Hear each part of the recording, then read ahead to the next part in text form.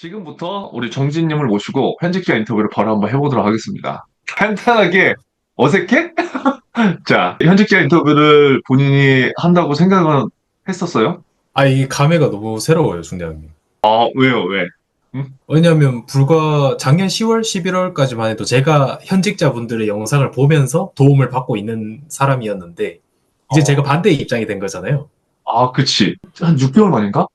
6개월도 안 됐어요. 지금 4개월? 네. 그러니까 지금 정진님은 4개월 만에 인생이 완전 바뀐 거네. 그렇죠. 확 바뀌어버렸죠. 그쵸? 지금 갑자기 은행이라는 이 기회를 잡았단 말이야.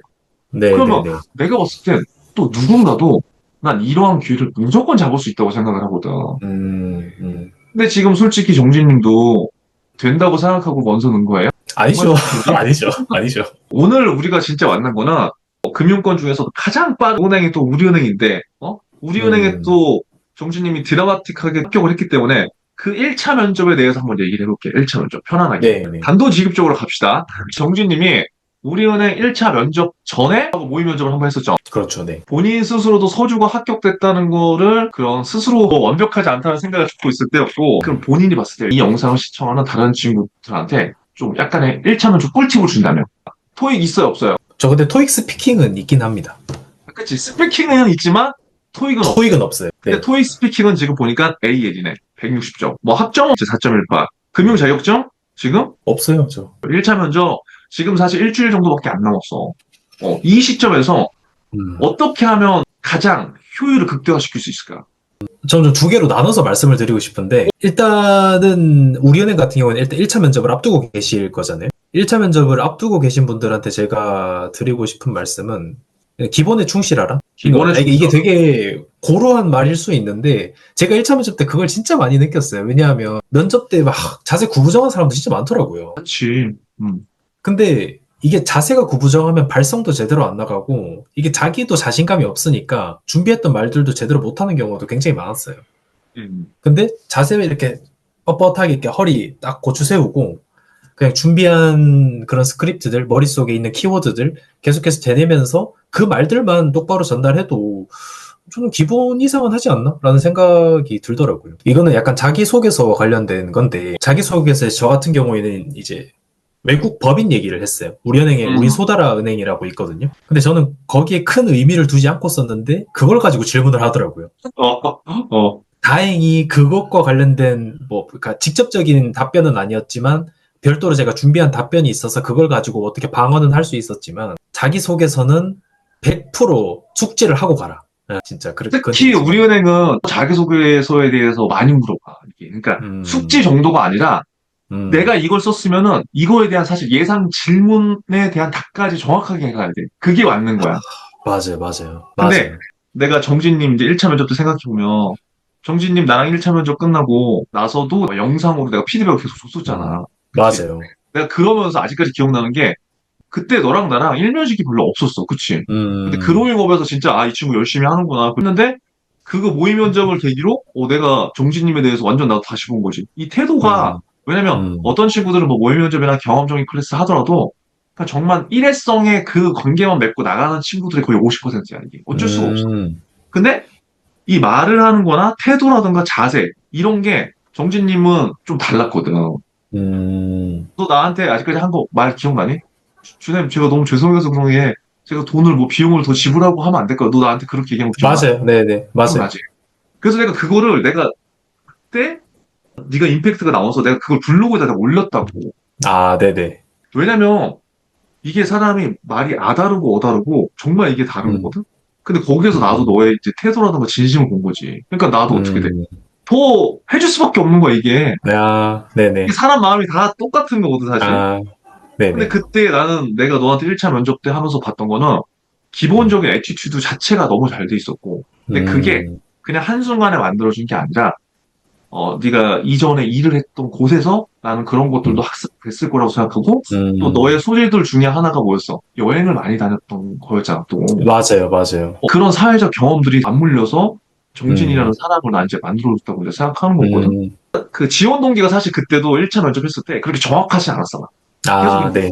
그래서 막 우리가 막 수정하고 네 경험에서 내가 막 네, 좋아. 맞아요. 근데 가면 갈수록 이제 좋아지는 게 느껴졌고, 음. 근데 다행히 결과가 잘 나왔기 때문에, 나도 음. 이제 굉장히 좋았지. 다른 지원자들 딱 보면서, 아, 저 친구처럼 하면 안 될 텐데, 그런 케이스 혹시 있었어? 마지막으로 하고 싶은 말? 저희는 했었거든요. 근데 이제 여자 지원자분 한 분이 뭐 자기가 넷플릭스에서 어떤 드라마를 봤는데 거기서 느낀 교훈? 뭐 이런 거를 말씀을 해주셨어요. 근데 저는 개인적으로 그게 막 크게 임팩트 있다고는 생각이 안 들었거든요. 그러니까 왜냐하면 뭔가 저는 지점 방문도 많이 했었고 그때 한 20번인가? 저 16번인가 20번인가 좀 했었었거든요.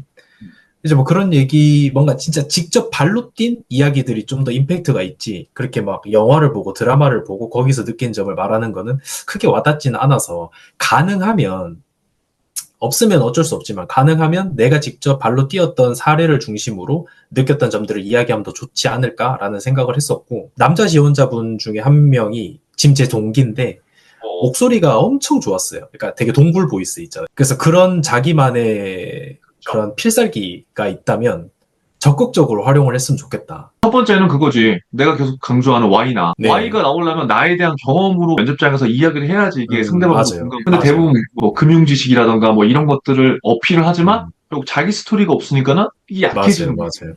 맞아요. 근데 그걸 이제 정신님이 느꼈던 거고. 두 번째 케이스 같은 경우에는 자기의 색깔이 있어야 돼, 음, 사실은. 음. 자기의 색깔이 없으면은 면접장에서 어필이 안 되거든?